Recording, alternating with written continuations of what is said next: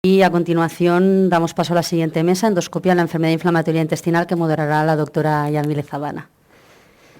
Bueno, en primer lugar, dar las gracias a la organización, concretamente a los doctores Bargalló, sobre todo a Ana por toda la empresa que ha significado esto para ella, también a todas las organizaciones que han permitido que esto sea posible y a Triespais por todo lo que ha hecho para que esto llegue a buen puerto.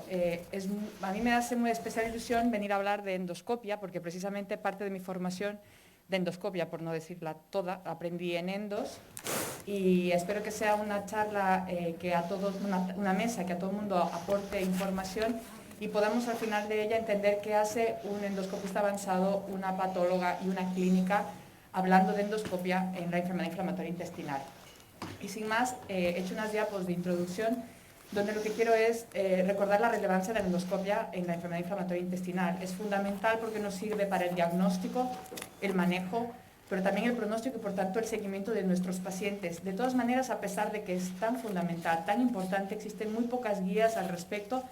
La guía de la ECO que utilizamos los clínicos de aquí de Europa, pues está actualizada al año 2013, es decir que está un poco antigua y es la que utilizamos y que como podremos ver, porque discutiremos algún caso, algunas de las recomendaciones probablemente no las sigamos y es probable que no se adapten a nuestra realidad.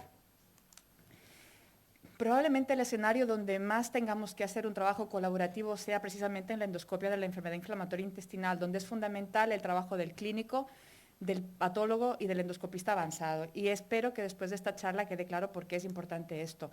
En relación a lo que comentaba de las guías, que probablemente nos dan un poco de problema, este es uno de los statements de las guías de la ECO, donde nos dicen que para hacer un correcto diagnóstico de enfermedad inflamatoria intestinal, tanto de Crohn como de colitis, sobre todo en el colon, hemos de hacer fijas biopsias en 6 segmentos, que son el hilo terminal, el colon ascendente, transverso, descendente, sigma y recto.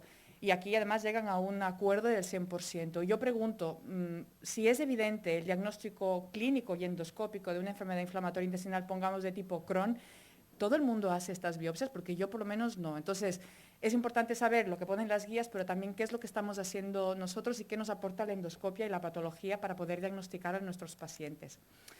Como ven, no solamente es el motivo de esta mesa, sino ya hay muchas publicaciones que hablan sobre la cooperación de endoscopia y patología para poder hacer una mejor aproximación y un estudio más profundo de los pacientes con enfermedad inflamatoria intestinal. Aquí quiero agradecer a mis dos ponentes, que es el doctor Xavi Andújar y la doctora Eva Musulén. Eva nos hablará sobre unas lesiones que son las lesiones cerradas, que ya sabemos que hasta un 30% de los cánceres vienen de lesiones cerradas y que, como sabéis, es una vía del cáncer completamente diferente, no es la vía del adenoma, displasia cáncer, que es diferente, pero que también causa cáncer. Y ella nos va a explicar qué sabemos de las lesiones cerradas en la enfermedad inflamatoria intestinal. Y yo me adelanto ya a las preguntas, que es, ¿debemos tener nosotros más atención en estas lesiones? ¿Qué tan frecuentes son estas lesiones en los pacientes con enfermedad inflamatoria intestinal? Y, por tanto, ¿cuál es la historia natural en los pacientes con enfermedad inflamatoria intestinal? Otra cosa que yo considero, y es una técnica que hablaré, donde hay unión entre endoscopia y patología, histología, es la endomicroscopía confocal, como pueden ver, y es una cosa que hablaré más en la charla que daré a continuación. Aquí es el patrón de criptas y cómo se ven las glándulas. Luego Xavi Andújar nos hablará sobre un rol que cada vez se conoce más, que es el rol del endoscopista avanzado y su localización y su posición en el seguimiento de los pacientes con enfermedad inflamatoria intestinal. Este es un documento de revisión donde incluso se le adjudican varias cosas, como qué es lo que se supone que un endoscopista avanzado debería ser para ser parte del equipo que maneje pacientes con enfermedad inflamatoria intestinal. Una es de lo que hablará básicamente Xavi, porque está formando parte de un grupo que es pionero en el tratamiento de las estenosis en la enfermedad inflamatoria intestinal, pero también las complicaciones que tienen en el tracto, la vía biliar, los pacientes con enfermedad inflamatoria intestinal, también el seguimiento y el cribado del cáncer colorectal, que es una de las cosas que hablaré yo en mi charla, y en otros centros, no en el nuestro, pero en muchos centros se hace, el endoscopista avanzado se encarga del estudio de la enfermedad perianal mediante la ecografía. Y ahora, sin más, les voy a hablar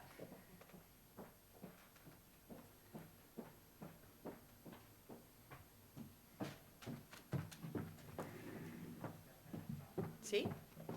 ¿Sí? Ya está. Gracias. Les voy a hablar sobre la endoscopia diagnóstica.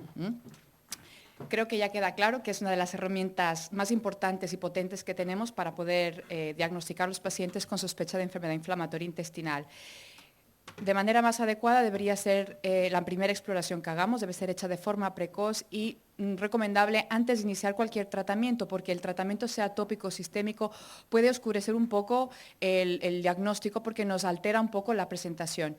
Como podemos ver, no existe ninguna lesión que sea patognomónica del Crohn o de la colitis ulcerosa, pero sí es verdad que hay cosas que nos pueden ser de utilidad. Por eso es importante no tratar al paciente, porque es posible que aquella afectación continua del paciente que tiene colitis ulcerosa, cuando ya damos un tratamiento tópico o incluso sistémico como un anti-TNF, pueda cambiar y esto nos oscurece el diagnóstico. Como he dicho, la colitis ulcerosa se caracteriza porque la afectación suele ser confluyente, continua y además queda muy bien demarcada el final de la inflamación con la mucosa sana. En la enfermedad de Crohn, por contraparte, hay áreas de mucosa intralesional sana y además se caracteriza por la frecuencia de úlceras geográficas, también de tener estenosis, de fístulas, afectación ileal y la enfermedad perianal. Aquí podemos ver lesiones, una ileitis con úlceras, y aquí una mucosa en empedrado, que esto es, se supone que esto es una mucosa relativamente más sana y estas son las úlceras que además quedan cicatrices también, que esto no es únicamente de la enfermedad de Crohn, que la colitis ulcerosa, como podemos ver aquí, también se ve. Aquí a la derecha podemos ver estas áreas enrojecidas que parecen las que están mal, realmente son las áreas de mucosa más adecuadas, o sea, más normales, digamos, dentro de estas al lado de estas úlceras muy, muy profundas, de una enfermedad muy grave, de una colitis ulcerosa grave. Y en la otra fotografía podemos ver úlceras superficiales, esta mucosa granugenta con edema, friabilidad y muy, muy típica de la colitis ulcerosa. Pero ninguna de las lesiones son patognomónicas, ninguna de las dos enfermedades. También tenemos la endoscopia digestiva alta, que nos sirve concretamente en escenarios muy concretos, que es, por ejemplo, en la edad pediátrica es una prueba que es de uso obligatorio y también en los adolescentes, porque nos permite diferenciar la colitis ulcerosa de la enfermedad de Crohn. Los pacientes en edad pediátrica, que debutan en edad pediátrica, tienen un porcentaje de afectación alta mucho más importante que los pacientes adultos. En adultos también se puede utilizar, por ejemplo, en los pacientes que tienen dispepsia, dolor abdominal alto y también vómitos, y también nos sirve para los pacientes que tienen una anemia crónica que no llegamos a afiliar por las lesiones que estamos encontrando ni en la endoscopia digestiva alta ni en la endoscopia digestiva baja, porque puede ser el único signo de que el paciente tenga lesiones un poco más adentro del duodeno. Nos sirve para confirmar el diagnóstico y también valorar la extensión. Como he dicho, según el consenso, deberíamos hacer todas estas biopsias para poder llegar a un diagnóstico, pero yo aquí pongo la duda porque probablemente no todo el mundo haga esto cuando la imagen endoscópica y la sospecha clínica sea tan evidente. Lo que sí está evidente, lo que es evidente es que además de biopsiar, evidentemente, si no tienes un diagnóstico, las úlceras, los bordes de las úlceras, el centro de las úlceras y cualquier lesión que te llame la atención, hemos de biopsiar las lesiones concretas, como son la estenosis, cualquier lesión polipoidea inusual y cualquier lesión que nos llame la atención. De todas maneras, recordar que la actividad histológica, y esto es muy importante sobre todo en la enfermedad de Crohn, pero también en la colitis ulcerosa, no se correlaciona ni con la actividad clínica ni con la actividad endoscópica. Es que, de hecho, la actividad clínica no se correlaciona con la actividad endoscópica. Podemos tener pacientes asintomáticos con grandes úlceras. De todas maneras, sí se sabe que los pacientes asintomáticos con colitis ulcerosa, por ejemplo, que tienen úlceras profundas, acabarán teniendo una recidiva clínica, con lo cual, a la larga, sí que se correlacionan. Un escenario donde sí que es importante tener una actividad histológica controlada es cuando queremos desescalar el tratamiento. En este caso, cuando el paciente lo ha pasado muy mal y lo llevamos con doble tratamiento, con tratamiento biológico, hemos de ser muy exigentes a la hora de quitar el tratamiento. Y entonces aquí queremos que hasta incluso en nivel histológico el paciente no tenga nada de inflamación. Pero es importante saber que la histología no se relaciona muy bien con la actividad ni clínica ni endoscópica. Ahora hablaremos de errores frecuentes, escenarios frecuentes, hablaré de las técnicas nuevas en la endoscopia diagnóstica y con esto hacemos un poco de resumen y pasamos al resto de charlas de esta mesa. Errores frecuentes. Primero, la terminología. Aquí todo el mundo hace lo que puede y es muy importante intentar ser estrictos a la hora de hacer un informe. No existen aftas de 10 milímetros, ni aftas profundas, ni erosiones profundas. El afta es un afta y está determinado lo que se considera un afta, una erosión es una erosión que es superficial y está muy determinado lo que es una erosión, y una úlcera es una úlcera, que es cualquier lesión mayor de 5 milímetros. Y además debemos siempre describirla en profundidad y en su diámetro. También es importante detectar y comentar el grado de afectación de la mucosa, el eritema, la friabilidad, si es una friabilidad espontánea, si es que es al roce el sangrado también, y si hay exudados. Es decir, aun cuando no sepamos, como ya veremos más adelante, los scores para poder calificar y cuantificar el grado de inflamación, es importante poder hacer un informe muy descriptivo para que la persona que después recibe este informe, incluso el patólogo, tenga más o menos claro de qué estamos hablando y cuál es nuestra sospecha. Por tanto, el primer error es utilizar la terminología que yo creo, y yo creo que las personas que hacemos endoscopia de pacientes con enfermedad inflamatoria intestinal hemos de estar al día de qué términos hemos de utilizar y qué significan cada uno. Otro error muy frecuente es sí o sí acabar la colonoscopia, porque yo soy muy buen endoscopista y voy a llegar hasta el ciego, como llego en todas las exploraciones. Y además el paciente tiene que venir bien preparado para poder ver absolutamente todo. Pues en el caso de un brote grave de colitis, de cualquier tipo, colitis ulcerosa o enfermedad de Crohn, no hemos de llegar al final. Lo importante es valorar la mucosa lo que podamos, sobre todo en el diagnóstico, y evitar iatrogenia, porque podemos perforar al paciente. Es importante que la endoscopia debe ser hecha sin preparación, porque el paciente, al tener inflamación, la mucosa no tendrá restos fecales, y poder hacer las biopsias y poca cosa más. Recuerdo aquí, aprovecho para recordar factores de riesgo que se asocian a un mayor riesgo de perforación, que es la edad avanzada, una enfermedad grave con úlceras profundas, uso de esteroides, el hecho de que el paciente sea una mujer, el hecho de que tú ya estás entrando en la endoscopia y ves la dilatación endoscópica, y además el paciente cuando está desnutrido, que suelen ser los pacientes que debutan con una enfermedad grave.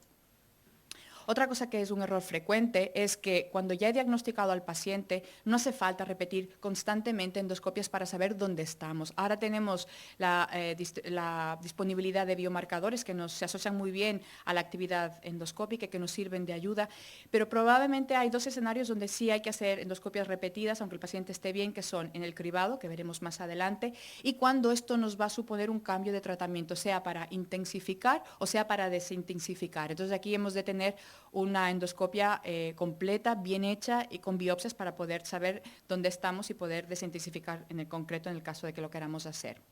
Otro error frecuente es pensar que todo lo que estamos viendo es una enfermedad inflamatoria intestinal cuando no lo es.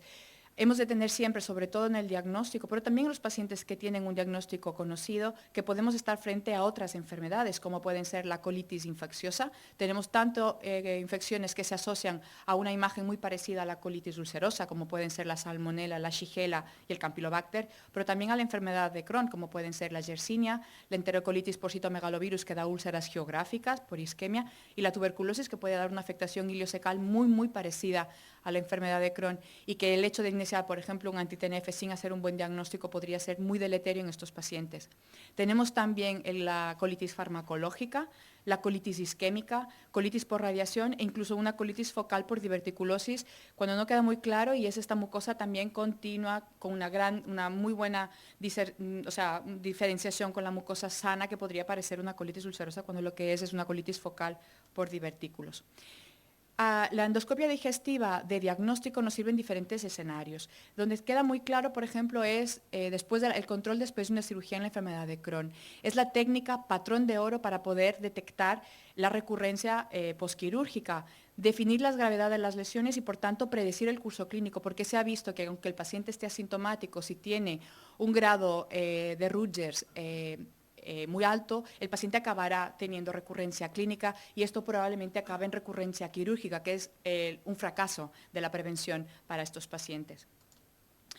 Se recomienda realizar entre los 6 y 12 meses, no más de los 12 meses, porque muchas veces y cada vez más estamos siendo pues un poco más, no somos tan agresivos si el paciente no tiene una enfermedad agresiva a la hora de poner tratamiento después de la cirugía, y es muy importante saber si a los 12 meses hemos de cambiar de estrategia, ser más agresivos y aumentar la medicación, y por eso es fundamental tener una endoscopia entonces. Como he dicho, el tratamiento precoz puede prevenir que esta recurrencia, que de momento es endoscópica, progrese a ser clínica y posteriormente quirúrgica. Cuando tenemos un brote grave, es muy importante en el debut y como ya he dicho, hasta casi un 40% de los pacientes no tienen una colitis ulcerosa ni un brote grave de enfermedad inflamatoria intestinal, lo que tienen es una colitis infecciosa que se puede tratar con antibióticos.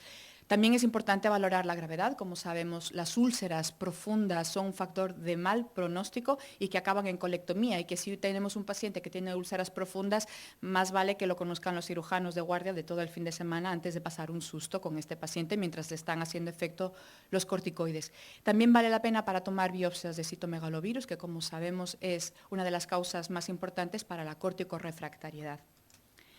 Existen muchísimos índices de actividad de la colitis ulcerosa y no voy a entrar en todos porque no es sentido de esta charla. Una cosa que es importante es que, por eso es importante la descripción correcta. Por ejemplo, el que más utilizamos es el índice de Mayo, donde se describe el eritema, el patrón vascular, la friabilidad, las erosiones, las úlceras y el sangrado. Y aun cuando no sepamos valorar el score de Mayo, porque no estamos acostumbrados a hacer endoscopias de pacientes con enfermedad inflamatoria intestinal, sí que es importante describirlas para que otra persona pueda hacer este subscore simplemente leyendo el informe y viendo las fotografías. Cosa importante, todos estos índices, de hecho el primero es el de Trulov-Iwitz, que es casi la primera persona que describe la enfermedad, no están validados y hemos de tener en cuenta esto porque para los estudios randomizados, controlados con placebo, no nos sirven. Se utilizan otros índices que son un poco más farragosos de utilizar. De todas maneras, si alguien va a hacer una endoscopia diagnóstica, lo que es importante es saber qué es lo que tenemos que poner en el informe más que aprendernos los scores.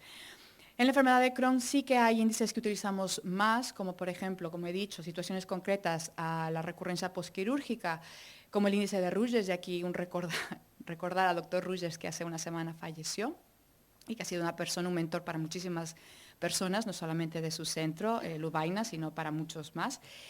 Y también tenemos otros índices validados, que aquí probablemente el SEDAIS es un índice que también no deja de ser farragoso, pero que se utiliza cada vez más para la valoración de la enfermedad de Crohn. Cosa importante, te puede valorar muy bien la afectación endoscópica, pero no te mira la afectación transmural. Y como sabemos, la enfermedad de Crohn es una enfermedad transmural que requerirá, para saber dónde estamos, no solamente técnicas endoscópicas, sino también técnicas de imagen. En todas las guías, o en esta guía, por ejemplo, tenemos qué estamos valorando de cada índice y por tanto no voy a entrar. Tenemos también otro escenario que es importante, que es la valoración del pronóstico. Aquí es muy importante ver cómo está la mucosa, la curación o aquel concepto de curación mucosa. En la colitis ulcerosa está claramente definida y es fácil. Curación mucosa es una mucosa normal. Se ha asociado en la colitis ulcerosa a menor recidiva clínica, a menor riesgo de hospitalización y menos días de hospitalización y menor riesgo de la neoplasia asociada a la colitis ulcerosa, porque sabemos ahora que la neoplasia no es una cosa intrínseca del paciente que tiene enfermedad inflamatoria intestinal, sino es una cosa, como igual pasa en el esófago de Barrett, de las patologías crónicamente activas, de inflamación crónicamente activa, que ese es el riesgo de tener una displasia y por tanto si no hay inflamación el riesgo es menor. En la enfermedad de Crohn no existe una definición tan clara de lo que se conoce como curación mucosa, pero sí que algo sabemos sobre todo en lo que es la recurrencia endoscópica. Existen otras exploraciones del intestino que no solamente son la endoscopia digestiva alta y la baja, como por ejemplo la cápsula endoscópica, que deberíamos hacer ante la sospecha de un paciente con enfermedad de Crohn en ausencia de signos de obstrucción. Y cada vez hacemos más en el debut de pacientes, aun cuando queda claro que la afectación es iliocecal o iliocolónica, para poder tener muy bien estudiado el tracto digestivo del paciente. Si el paciente tiene una clínica de obstrucción, pues es una prueba que no se debería hacer y para eso está el estudio radiológico. Es fundamental en el estudio de una colitis inclasificada, antes de decir que el paciente tiene una colitis inclasificada, que son estos pacientes que tienen afectación, que no sabes si es un Crohn o una colitis, porque la afectación pues, o es parchada o tiene alguna úlcera profunda, pero no tiene afectación ileal. Es muy importante tener un estudio de la mucosa del tracto digestivo del intestino delgado. La enteroscopia de doble balón nos sirve para situaciones concretas, como son situaciones diagnósticas porque hemos visto alguna lesión en la cápsula, o como veremos más adelante, para el tratamiento de las estenosis. Probablemente donde ha habido más actualidad y más desarrollo de nuevas técnicas en lo que es la endoscopia digestiva de la enfermedad de Crohn es para el estudio de la displasia, de la detección de displasia y cáncer. Y aquí agradezco a la exposición anterior, porque la verdad es que me han dado hablando de esta parte y no voy a incidir mucho más en lo que el doctor Vaquero ya ha dicho, ya ha hablado, pero sí, por ejemplo, hablar de cuáles son los factores de riesgo del cáncer en nuestros pacientes, que es pacientes que han tenido inflamación grave con úlceras profundas, pacientes que tienen otras enfermedades como son la colongitis esclerosante primaria, que además se asocia por sí misma a mayor riesgo de cáncer de colon, una historia familiar de primer grado y una enfermedad pancolónica, es decir, gran afectación de larga evolución. Anteriormente se decía que si el paciente tenía una afectación, una proctitis, pues igual podíamos esperar hasta 20 años, luego bajaron a 15 para hacer la primera endoscopia de cribado. Ahora sabemos que entre 8 y 10 años es lo óptimo para hacer la primera endoscopia de cribado y por tanto el paciente debe estar en remisión clínica y idealmente con biomarcadores normales, es decir, con una calprotectina bastante normal para poder ver y poder interpretar que todo lo que vamos a explorar y lo que vamos a encontrar es debido a displasia y no son cambios vinculados a la inflamación. Si el paciente tiene factores de riesgo, que es lo que has comentado anteriormente, altos, tiene varios, el paciente se recomienda que sea endoscopiado, estudiado una vez cada año. Si el paciente es de riesgo medio, entre 2 y 3 años, y si el paciente es de riesgo bajo, cada 5 años. Las guías también varían. En el año 2010 la AGA nos recomendaba hacer biopsias a ciegas y el mismo año la Sociedad Británica, cosa que se ha repetido en diferentes guías, en la de ECO del 2013 y la CENIC, que es un consorcio internacional, nos recomiendan que lo mejor es hacer cromoendoscopia y hacer biopsias dirigidas de las lesiones visibles.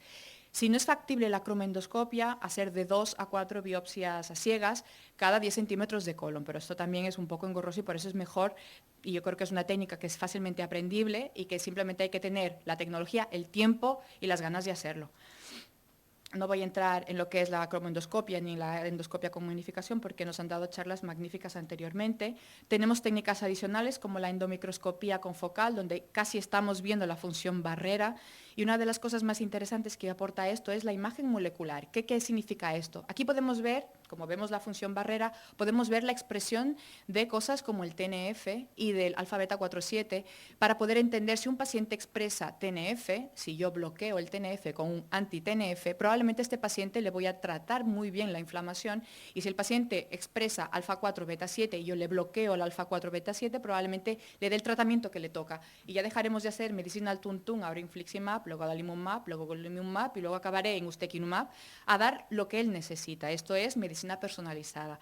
De todas maneras son técnicas costosas que no todos los centros tienen y probablemente no sean necesarias para todos los pacientes, pero mi confianza es que esto llegue a ser, sobre todo la imagen molecular, una cosa cada vez más habitual.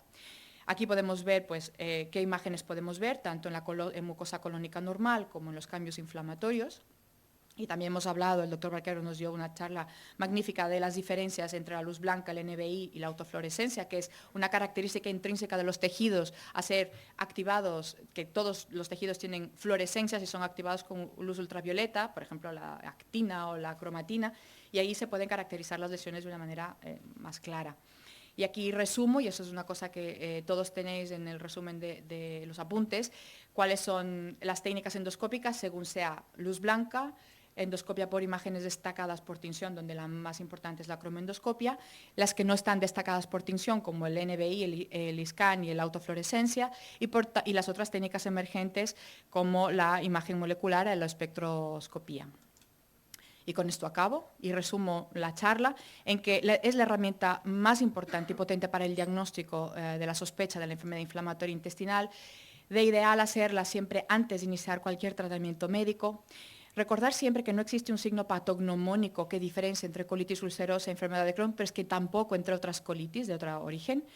La endoscopia digestiva alta debe ser también parte de nuestro armamento para poder estudiar la enfermedad inflamatoria intestinal, sobre todo en escenarios concretos.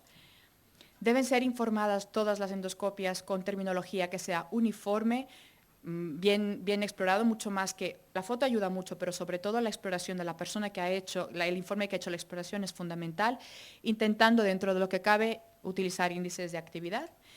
La iliocolonoscopia es el patrón de oro para la valoración de la recurrencia posquirúrgica, aun cuando los hallazgos de la endoscopia en la colitis, sobre todo en la enfermedad de Crohn, no se correlacionan a la transmuralidad.